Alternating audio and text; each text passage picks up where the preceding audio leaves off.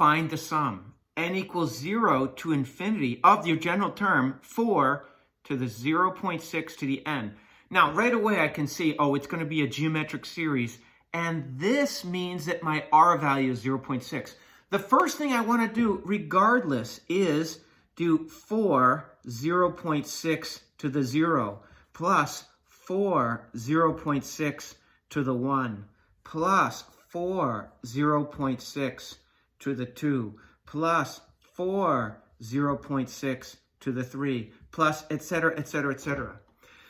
Clearly, our first term, a1, is 0.6 to the 0 is 1 times 4. Notice I'm following parentheses, exponents, multiplication, division, addition, subtraction. To find my a1 term, yes, I'm not afraid to call that a1, even though I substituted in 0. This is the first term I come to. Here's the second term I come to. Here's the third term I come to. Here's the fourth term I come to. Just because I substitute in 0 doesn't make it a0. It's the first term I come to. I call it a1. 0.6 to the 0 is 1 because I know any number x to the 0 is 1. So 1 times 4 is 4. So a1 is 4. Now if I divide a2 divided by a1, a2 over a1 is the same as a3 over a2, is the same as a4 over a3. When I do that, I'll get 0.6. This divided by that is 0.6. This divided by that is 0.6. This divided by that is 0.6. I can see that this is my r value and that r is between -1 and 1. Therefore, I have a converging infinite geometric series. So I know the sum of infinite terms is equal to a1 over 1 minus r. In this case, that's 4 over 1 minus 0.6, which is 4 over 0.4, which will lead me to a sum of 10. If I added all these up infinitely, I'd get 10. It's converging on a number. When r is between -1 and 1, we say the series converges. Here we're asked to find the sum of this series. It's an infinite series.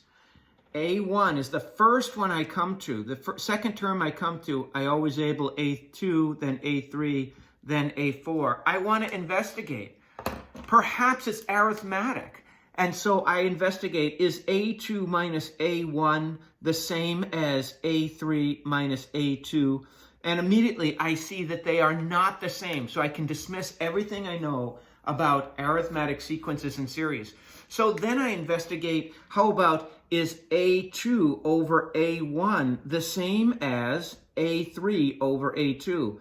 Well, this gives me 0.1, and A3 divided by A2 is 0.03 divided by 0.3, which is 0.1, and A4 divided by A3 is 0.003 divided by 0.03, which is 0.1. So I know I have a steady R value, a common ratio. That's my multiplier to go from one term to the next.